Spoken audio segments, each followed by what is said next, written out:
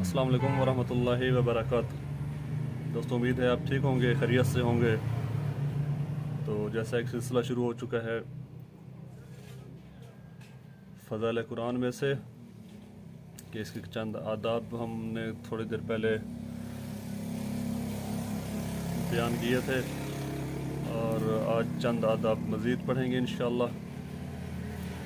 तो उसमें है कि मिसवाक और वज़ू के बाद किसी यकसुई की जगह में नहायत वक़ार और तवाज़ु के साथ रू ब क़िबला बैठे और नहायत ही हुज़ूर क़ल्ब और खुशू के साथ इस लुत्फ़ से कि जो उस वक्त के मुनासिब है इस तरह पढ़े कि गोया ख़ुद अल्लाह जल्ला शानुहु को कलाम पाक सुना रहा है।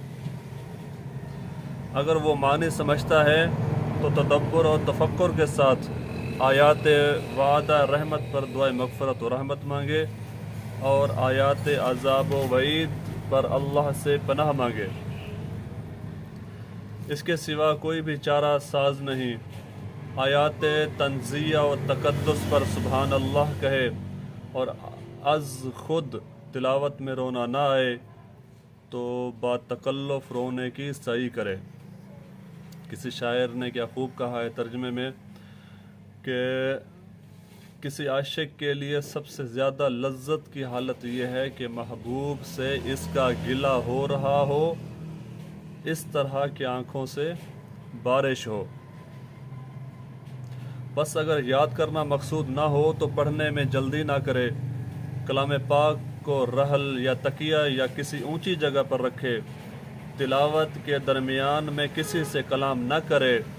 अगर कोई ज़रूरत पेश हो जाए तो कलाम पाक बंद करके बात करे और फिर इसके बाद आऊज़ु बिल्लाहि मिनश्शैतानिर रजीम पढ़ कर दोबारा शुरू करे। अगर मजमा में लोग अपने अपने कारोबार में मशगूल हों तो आहिस्ता पढ़ना अफजल है, वरना आवाज़ से पढ़ना ऊला है। मशाइख ने तिलावत के 6 आदाब ज़ाहिरी और 6 बातनी इरशाद फरमाए हैं। इंशाअल्लाह अगली वीडियो में इन 6 ज़ाहिरी और 6 बातनी आदाब के मुताल्लिक़ आपको आगाह फरमाएंगे इंशाअल्लाह।